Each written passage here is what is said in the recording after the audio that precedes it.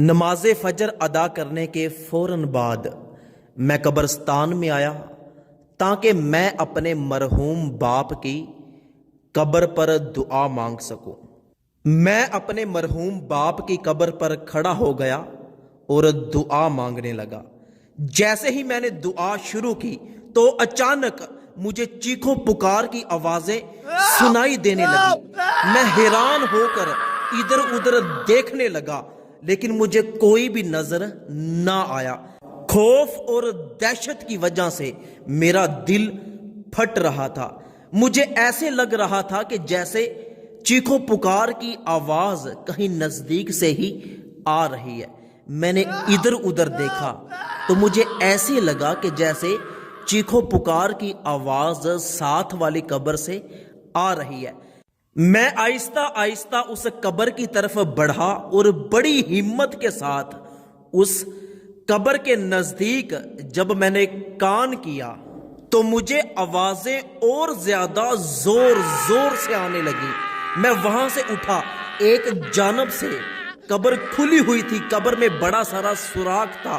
میں اس سوراخ کے نزدیک گیا، سوچا کہ اس میں دیکھنے کی کوشش کروں، لیکن جیسے ہی میں نے اس میں دیکھا تو میں جھٹکا لگا کر پیچھے گرا اور تیزی کے ساتھ میں قبرستان سے باہر نکل گیا اور خوف اور دہشت کے مارے مجھ سے چلا بھی نہیں جا رہا تھا۔ یہ تو مجھے پتا ہے کہ میں قبرستان سے باہر کیسے آیا۔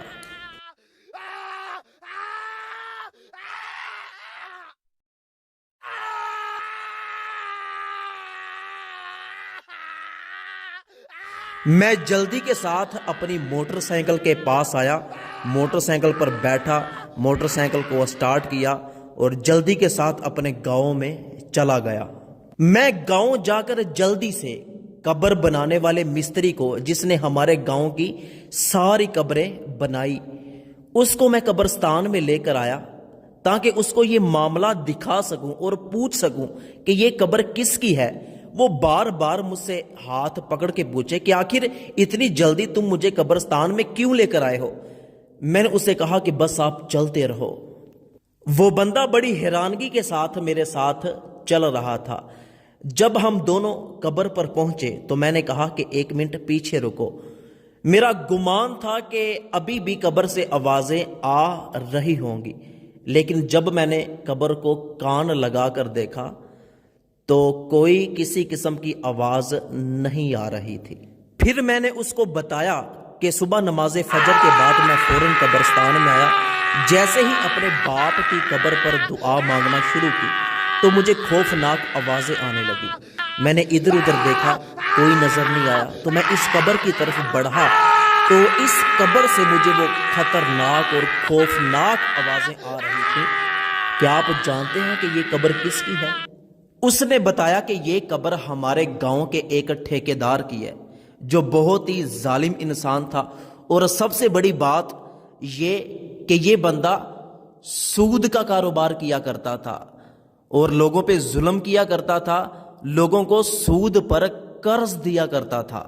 تو میں سمجھ گیا کہ قبر سے جو آوازیں آ رہی ہیں یہ یقیناً سود کا کاروبار کرنے کی وجہ سے عذاب مل رہا ہے۔ تو میری اللہ پاک سے دعا ہے کہ اللہ پاک مجھے اور آپ کو سود جیسے بڑے گناہ سے بچنے کی توفیق عطا فرمائے۔ اچھی بات دوسروں تک پہنچانا صدقہ جاریہ ہے۔ اس ویڈیو کو جلدی سے اپنے تمام دوستوں کے ساتھ شیئر ضرور کیجیے گا۔